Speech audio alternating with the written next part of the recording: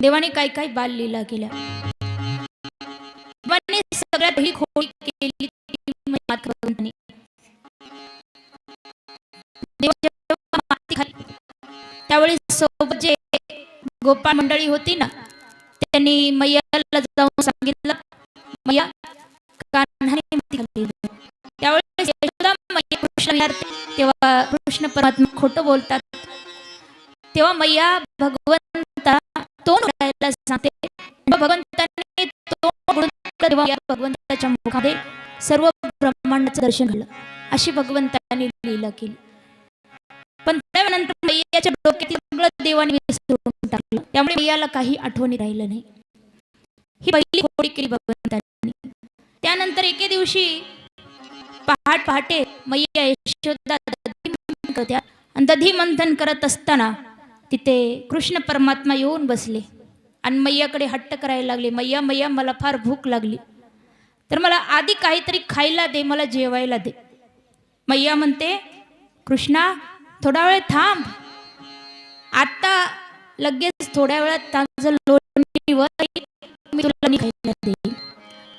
मैया यशोदा ज्या हाताखाली असंख्य दास दासी नौकर चाकर आहेत कामासाठी, पण काम स्वतः हाताने करतात. भगवंताला रोज ताजं लोणी काढतात, स्वतः ते त्या ठिकाणी मंथन करतात, स्वतःच्या हाताने भगवंतासाठी ताजं माखण रोज काढतात. नंदबाबाच्या घरी 9 लाख गायी होत्या.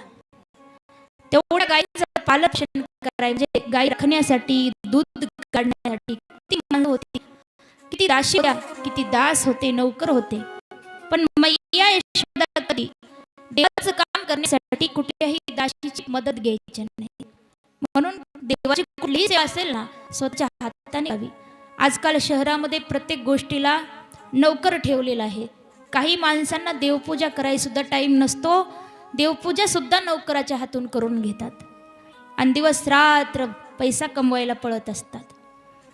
तर मैया यशोदा ज्यांच्या हाताखाली एवढ्या दासी आहेत, तरी सुद्धा आपल्या लेकरासाठी त्या कुठल्याही दासीच्या हातून नाही, तर स्वतःच्या हातून ताजं लोणी काढतात रोज.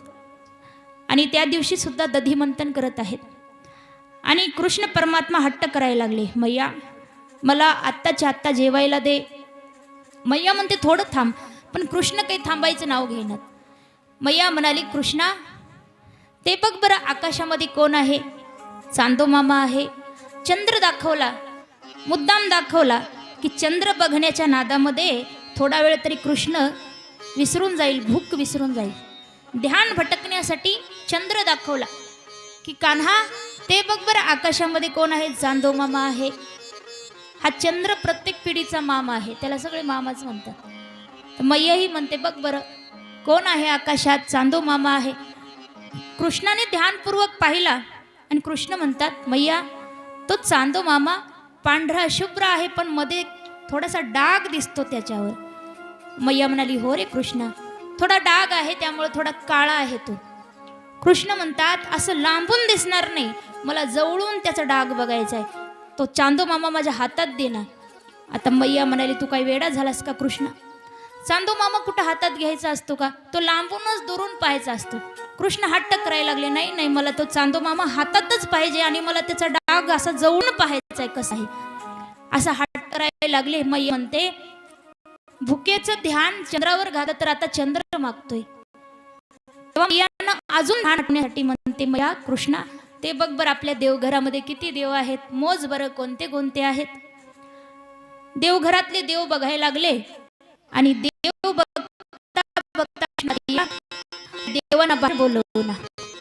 मैया म्हणे, कशासाठी. कृष्ण माझ्यासोबत खेळण्यासाठी. बाहेर बोलव त्यांना, मला त्यांच्यासोबत खेळायचं. मैया म्हणाली, अरे बाबा ते देव बाहेर येत नसतात, ते देवघरातच बसून राहतात, ते फक्त बघायचं त्यांच्याकडे. कृष्ण लागले रडायला, नाही नाही मैया मला त्या देवांशी खेळायचंय म्हणायला लागले. खेळायला कोण मागितलंय, देवघरातले देव मागितले. तसं तर त्याच्यासाठी सगळं खेळणंच आहे, कारण सगळं त्यानेच निर्माण केले, त्यानेच घडवले. आता रडायला लागले. मैया परेशान झाली की याला जर ध्यान भटकण्यासाठी काही दाखवावं तर हा वेगळाच हट्ट करतो. मैया मग त्याचा म्हणजे कन्हैयाचं ध्यान देवघरावरून हटवतात आणि पुन्हा म्हणतात कृष्णा बघ बरं डेऱ्याचा आवाज कसा येतो. कन्हैयानं डेऱ्याचा आवाज ध्यानपूर्वक ऐकला आणि आता नवीन हट्ट सुरू केला. मैया मैया, हा जो डेऱ्याचा आवाज आहे ना तो मला बाहेर काढून दाखव आणि माझ्या हातामध्ये दे, मी नेऊन गोपाळांना ऐकू घालतो की डेऱ्याचा आवाज कसा असतो. लागले हट्ट करायला. मैया म्हणते हे काय मला आज मंथन करू देत नाही. मग कन्हैयाचं ध्यान भटकण्यासाठी मैयानं त्या ठिकाणी एक प्रश्न विचारला कृष्णाला. कृष्णा, तुला लग्न करायचंय का? लग्नाचं नाव काढलं की कृष्ण थोडेसे लाजले, म्हणाले मैया माझं लग्न? मैया म्हणाली हो. कृष्ण म्हणतात हो ना मैया, मला करायचंय लग्न. मैया म्हणाली बरं कृष्णा तुला बायको कशी पाहिजे? देव म्हणाली मैया हे बघ, मला गोरी बायको पाहिजे म्हणाली. मैया म्हणाली तू तर काळा आहेस, तुला गोरी बायको कोण देईल? तू काळा आहेस ना. कृष्ण म्हणाले मैया मी पण काळा, माझी बायको पण काळी भेटली तर माझे मित्र मला किती चिडवतील, मला गोरीच बायको पाहिजे म्हणाली. मैया म्हणाली ठीक आहे. कृष्ण म्हणतात मैया गोरी बायको पाहिजे पण त्याबरोबर तिचे डोळे मोठे मोठे पाहिजेत. मैया म्हणाली अरे असं का पण? कृष्ण म्हणाले मोठे मोठे डोळे असले आणि त्यात काजळ लावलं की ती अजून सुंदर दिसेल. मैया म्हणाली ठीक आहे. कृष्ण म्हणाले ती गोरी असावी, मोठे मोठे डोळे असावे आणि छोटी असावी, एवढी लहान असावी की मी गाई राखत असताना सोबतच पिशवीत टाकून घेऊन जाईल सोबत आणि तिकडून येताना पण पिशवीत टाकून आणेल, अशी छोटीशी पाहिजे मैया, फार मोठी बायको नको मला. मैया म्हणाली ठीक आहे, तुला जशी पाहिजे तशी पाहू. मग कृष्ण म्हणतात मैया कर ना माझं लग्न. मैया म्हणाली करते ना, आत्ता कर ना म्हणाले. मैया म्हणाली आत्ता तुला बायको कुठून आणायची? कृष्ण म्हणतात मला ते काही माहीत नाही, आधी मला बायको बघ आणि आत्ताच्या आत्ता माझं लग्न कर. मैया म्हणते अरे बाबा लग्न कराय तू थोडासा मोठा हो. मोठा झाल्यावर कृष्ण म्हणाले मोठा होईपर्यंत अजून किती वेळ आहे मैया, मला आत्ताच लग्न करायचे. मैया म्हणाली असं नसतं रे कृष्णा, लग्न करण्यासाठी आधी मुलगी पाहावी लागते, सुपारी फोडावी लागते. कन्हैया म्हणतात मैया आधी माझं लग्न कर आणि पुन्हा सुपारी फोड, पण मला आत्ताच्या आत्ता लग्न करायचे. हट्ट सुरू केला, लोळायला लागले, रडायला लागले. मुद्दाम करतात कृष्ण, मैयाला परेशान करतात. तेव्हा यशोदा मैया म्हणते कृष्ण जाऊ दे, तुझे नखरे बंद कर, लोणीवर आलंय ताजं लोणी खा आणि शांत बस. तेव्हा देवानं मैयाची परीक्षा पाहिली. देव म्हणतात मैया मला एक सांग, तुला दहीदूध लोणी जास्त आवडतं की मी जास्त आवडतो? मैया म्हणाली कृष्णा तूच मला जास्त आवडतोस, दहीदूध लोणी आवडत नाही. तेव्हा भगवंताने त्या ठिकाणी परीक्षा बघितली मैयाची. अचानक तिकडे स्वयंपाकघरात चुलीवर दूध तापवाय ठेवलेलं ते उतू जायला लागलं, दुधाचा वास आला. तसं मैयानं भगवंताला मांडीवरचं उचललं, खाली टेकलं, मैया दूध वाचवायला स्वयंपाकघरात पळाली की कृष्णाला असा राग आला. आत्ताच म्हणाली की तू आवडतोस आणि मला जमिनीवर टेकला आणि दूध वाचवायला पळाली, म्हणून रागामध्ये हातात काठी घेतली आणि तो ताकाचा डेरा फोडून टाकला, दुधाचे माठ फोडून टाकले, लोण्याचे माठ फोडले. सर्व घरामध्ये दही दूध लोणी सगळीकडे त्याचा सडा पडलेला आणि लोणी घेऊन अंगणात येतात, माकडांना गोपाळांना बोलवतात आणि त्यांना लोणी खाऊ घालतात. माकडांना म्हणतात तुम्ही राम अवतारामध्ये खूप कष्ट घेतलं, माझ्यासोबत तुम्ही एवढं कष्ट घेतलं, युद्धामध्ये मदत केली, पण आता तुम्ही निवांत पोटभर लोणी खा, म्हणून सर्व माकडांना लोणी खाऊ घालतात. मैया जशी बाहेर आली ना तसं मैयानं ते दृश्य पाहिलं, मैयाला राग आला. बाहेर येऊन पाहिलं तर कृष्ण माकडाला लोणी खाऊ घालत आहेत. जसं मैयाला पाहिलं सगळे माकडं पळून गेले आणि मैया कृष्णाला पकडण्यासाठी मागे पळू लागल्या, कृष्ण पुढे पळू लागले आणि मैयानं शेवटी कृष्णाला पकडलं. आणि मैयाने काय शिक्षा दिली? भगवंताला अंगणामध्ये एक उखळ होतं, त्या उखळाला बांधलं मैयाने.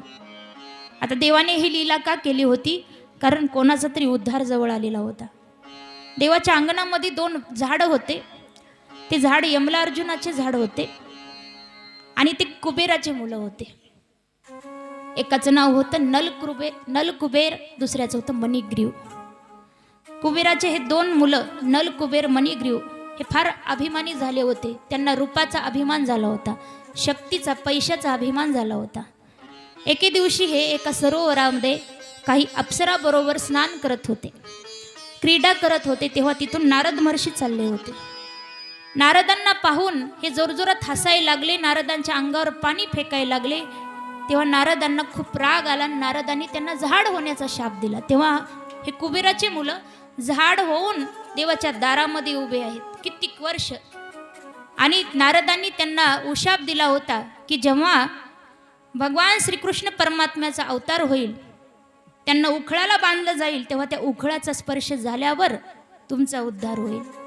यासाठी देवाने उखळ बंधन लीला केली.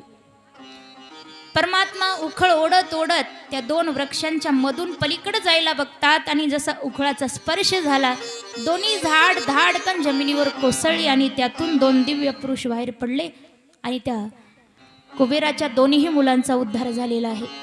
अशी उखळ बंधन लीला शुकाचार्य राजा परीक्षित यांना सांगतात.